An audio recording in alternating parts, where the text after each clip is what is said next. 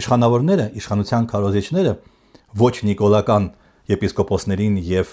հոգևորականներին վարկաբեկելու համար նրանց անվանում են պոռնկաբարո։ Նկատի ունեն բնականաբար սեռական կյանքը, կանանց հետ հարաբերությունները։ Դե այդ առումով նիկոլական եպիսկոպոսները ոչնչով լավը չեն եւ նույնիսկ ավելի վատն են, քան ոչ նիկոլականները։ Բայց ճիշտն ասած, ինձ համար դա առանձնապես նշանակություն չունի։ Իրական պոռնկությունը հետևյալն է. երբ որ քեզ դեմ են տալիս թուղթը եւ դու ստորագրում ես այդ ղազագիրը եւ հետո վազում ես վարչապետի մոտ, այսպես ասած կնագե, այն վարչապետի մոտ, որը վիրավորում է ամենայն հայոց կաթողիկոսին,